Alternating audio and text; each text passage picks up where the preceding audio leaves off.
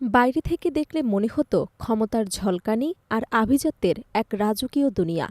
প্রভাবশালীদের আনাগোনা, বিলাসবহুল প্রাসাদ, শিল্প ও ধাতব্য কার্যক্রমের আড়ালে তৈরি হয়েছিল এক রহস্যময় জগৎ। কিন্তু সেই ঝকঝকে মুখোশের পেছনে লুকিয়েছিল এমন এক নরক, যেখানে বছরের পর বছর ধরে চলেছে শৈশব চুরির ভয়ঙ্কর উৎসব। প্রশ্ন হলো, এই ভয়াবহতা কি কেউ জানত না, নাকি জেনেও সবাই চুপ ছিল? অবশেষে সেই অন্ধকার প্রাসাদের দরজা খুলে দিয়েছে মার্কিন বিচার বিভাগ, যে নথিকে বলা হচ্ছে অ্যাপস্টাইন ফাইলস। সেই এক নামেই যেন থমকে গেছে বিশ্ব বিবেকের স্পন্দন। কি আছে এই ফাইলসে? কারা জড়িত এই জঘন্য অপরাধে? আর কে এতদিন ধরে চাপা পড়েছিল এই সত্য? মার্কিন সংবাদ মাধ্যম এবিসি নিউজের তথ্য অনুযায়ী প্রায় ৩৫ লাখ পৃষ্ঠার নথিপত্র, লক্ষাধিক ছবি এবং হাজারো ভিডিও ফুটেজ প্রকাশ করেছে তদন্ত সংস্থাগুলো। এসব নথিতে উন্মোচিত হয়েছে কুখ্যাত অর্থলগ্নিকারী জেফ্রি অ্যাপস্টাইন এবং তার ঘনিষ্ঠ সহযোগী ছিলেন ম্যাক্সওয়েলের সুপরিকল্পিত অপরাধের পূর্ণ নীল নকশা। কিন্তু প্রশ্ন থেকে যায়, এত বিশাল অপরাধ যজ্ঞ কি কেবল দুজনের পক্ষেই সম্ভব? তদন্তে জানা যায়, এই চক্রের শিকড় ছড়িয়েছিল ১৯৯৪ সালে যুক্তরাষ্ট্রের মিশিগানের একটি আর্টস ক্যাম্প থেকে। সেখান থেকেই ধীরে ধীরে গড়ে ওঠে এক আন্তর্জাতিক গ্রুমিং নেটওয়ার্ক। সেই নেটওয়ার্কের বিষাক্ত প্রভাব ছড়িয়ে পড়ে আমেরিকা, ইউরোপসহ বিশ্বের বিভিন্ন প্রান্তে।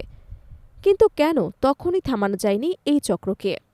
তদন্ত প্রতিবেদনে উঠে এসেছে এক শিউরে ওঠার মতো গ্রুমিং প্রক্রিয়ার বিবরণ। গিলেন ম্যাক্সওয়েল নিজেকে উপস্থাপন করতেন কিশোরীদের বড় বোন হিসেবে। বিশ্বাস অর্জন করতেন, ভরসার জায়গা তৈরি করতেন।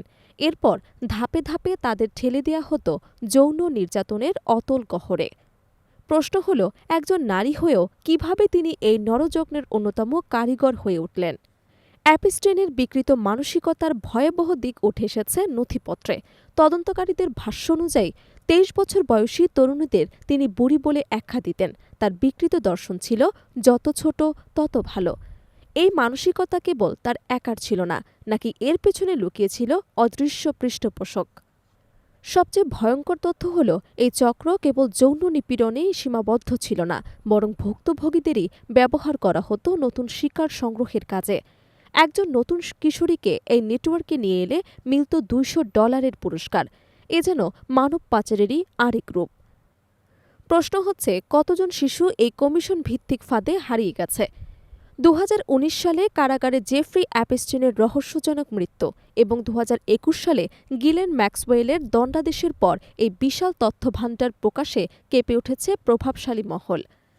নথিতে উঠে এসেছে রাজনীতিবিদ, ধনকুবের ও তারকাদের নাম।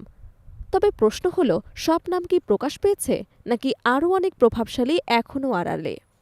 এই প্রকাশের পর আন্তর্জাতিক অঙ্গনে শুরু হয়েছে তীব্র বিতর্ক।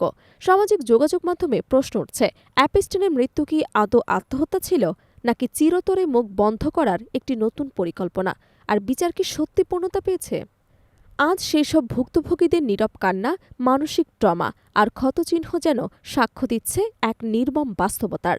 ক্ষমতার দাপট থেকে সত্যকে সাময়িকভাবে চাপা দেয়া যায়, কিন্তু প্রশ্ন হলো, কতদিন? ইতিহাস শেষ পর্যন্ত সত্যকে আগুনের মতো ছড়িয়ে দেয়।